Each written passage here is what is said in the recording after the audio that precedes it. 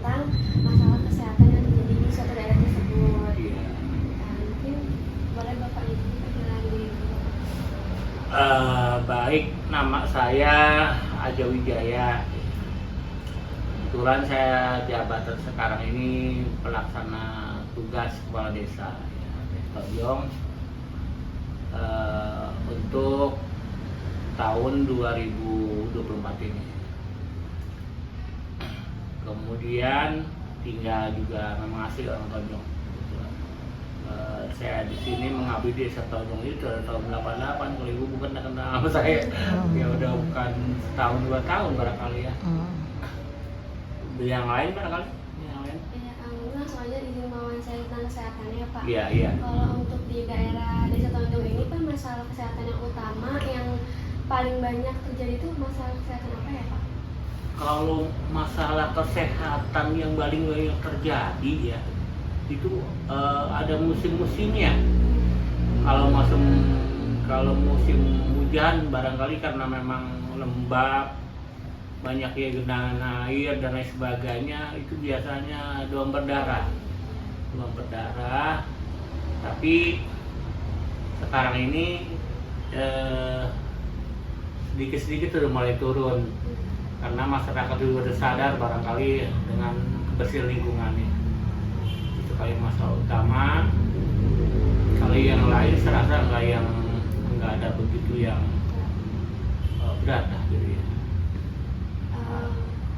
Kalau boleh tahu, apa di desa ini ada menyediakan program kesehatan gitu Pak yang tapi kan biasanya kan puskesmas gitu, tapi barangkali di desa ada nggak Pak program kesehatan? Di desa itu kita punya 10 posyandu, 11 sekarang. Ya, 11 posyandu dengan kadernya 55 orang. Iya, kadernya juga sering dia kasih ke pembinaan atau penyuluhan ya untuk masalah kesehatan. Di samping itu juga kami menyediakan ya insentif untuk kadernya. Kemudian juga untuk bayi contohnya pemberian makanan tambahan ya seperti macam-macam begitu ya. Kalau untuk di desa itu aja. Tapi jangkauan kita di Setonjong ini desa yang cukup strategis karena rumah sakit besar jaraknya kita tahu sendiri 2 kilo kan ke sini ke Santosa. Kemudian ke puskesmasnya justru sama juga jaraknya 2 kiloan. Kemudian dokter praktek juga di kita itu ada 2, jadi cukup tersedia lah gitu.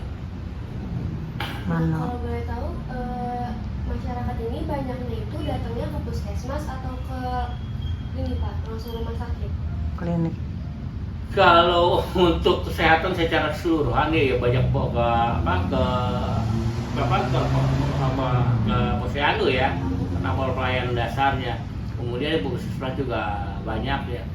Tapi kan kalau posyandu bukan hanya melayani orang yang sakit, ya peningkatan gizi dan lain sebagainya. Itu. Tapi kalau untuk yang menderita sakit, ya otomatis banyak kan ke puskesmas karena puskesmas jaraknya hanya 2 kilo ya. Sudah itu ya? Iya. Kalau untuk posyandu Pak di sini hanya ada posyandu bayi atau tersedia juga posyandu lansia? Ada. Oh, ada lansia di RW 1 ada. Itu di semua 10 posyandu atau? Enggak semua, baru 5. Baru 5 Iya. aja. Baru 5. Enggak seperti di kota karena memang kalau di kota ada, di sini juga ada lansianya. Iya. Kemudian juga ada remajanya ada. Itu di RW 1 ada ya. Tapi Pak, apa masyarakatnya memanfaatkan dengan baik posyandu yang ada gitu? Kalau dilihat peningkatannya sambutan warga cukup dari tahun ke tahun, pengamatan posyandu memang posyandu ini selalu bagus itu, selalu bagus karena pelayanan tadi saya katakan pelayanan dasar kesehatan contohnya untuk vaksin polio dan lain sebagainya ini disediakan di posyandu gitu. Kalau misalnya kondisi lingkungannya Pak di daerah Tonjong ini seperti pembuangan limbah, kebersihan air sama pengelolaan sampahnya kira-kira gimana ya Pak? Saya rasa kalau untuk hampir 70% lebih lah. Kalau untuk kesehatan lingkungan, contoh pembuangan limbah rumah tangga, ya MCK dan lain sebagainya, udah cukup bagus ya. Karena 70% lebih udah cukup bagus kalau untuk itu. Kemudian kalau untuk pengelolaan sampah ya, kita kan memang rata-rata jadi masalah sampah itu jadi cukup masalah ya. Kadang-kadang dibuang di pinggir jalan dan lain sebagainya. Tapi masyarakat yang sadar udah mulai sekarang itu ada kelompok bank sampah. Udah ada di RW 12 itu cukup bagus, pengelolaannya cukup bagus, bisa kesana di RW 12. Jadi rencana kita itu seluruh RW harus ada. Di RW 12 yang udah ada, di RW 9 2 RW cukup lumayan ya. Di samping juga memang warga yang ini secara swadaya dia membuang sampah itu dikelola oleh dari dinas, jadi diambilin sampahnya ya. Tapi itu yang swadaya gitu jarang. Yang paling parah ada juga mereka sembarangan buang di pinggir jalan, kali dan lain sebagainya. Ini yang paling berbahaya. Tapi kalau untuk lainnya seperti katakanlah kapus, WC ya, itu saya rasa hampir 99% itu udah pakai WC. Ada di dalam rumah tangga ya? Iya, kalau untuk begitu. Kalau untuk bank sampah, setahu saya bank sampah itu ada yang dikelola di bank sampah itu sendiri, ada yang langsung dikirimkan ke pengepul atau tempat pembuangan akhir. Nah, kalau di RW 9 dan 12 itu kalau udah tahu dikelola sendiri atau gimana ya Pak sampahnya? Dikelola sendiri, tapi akhirnya memang untuk dijual. Iya, jual. Dia cukup bagus. Mereka itu sekarang misalkan mau ke kelurahan, mau bikin apa nih dia itu kantornya bukan pakai uang, sampah. Cukup bagus. Cukup bagus lah ya. Memang kita juga rencana seluruh minimal di RW, karena tahun yang ini ada 12 RW, itu semua RW kita ada semacam bank sampah itu. Karena kalau memang rajin, bank sampah itu cukup menjanjikan sebenarnya, walaupun kotor lah ya.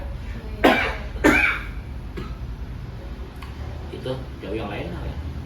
Kalau untuk tadi kan masalah yang utama itu kalau lagi musim hujan DBD ya Pak. Nah, di kelurahan di desa ini tuh ada nggak sih Pak program yang untuk menangani preventif atau pencegahan DBD itu gitu Pak, supaya nggak terjadi? Iya. Memang sebenarnya kita ini setelah menyediakan ada program untuk untuk penyemprotan ya. Ada programnya ya, baik untuk pencegahannya juga, termasuk ya di dalam, termasuk tadi perannya posyandu itu kalau posyandu ya, untuk memberikan penyuluhan terhadap masyarakat. Karena kan orang pengennya ketika ada terjadi demam berdarah itu pengen disemprot.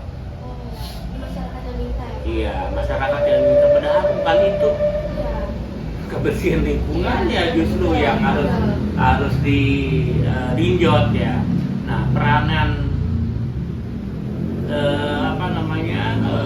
kader kesehatan, kader posyandu situ memberikan penyuluhan bagaimana supaya kebersihan lingkungannya dijaga ya.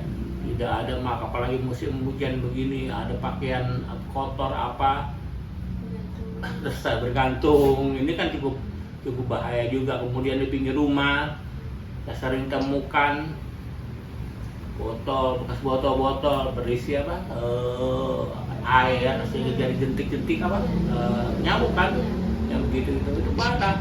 Saya pernah nemukan soalnya orang dari segi sosialnya cukup bagus ya, cukup bagus lah.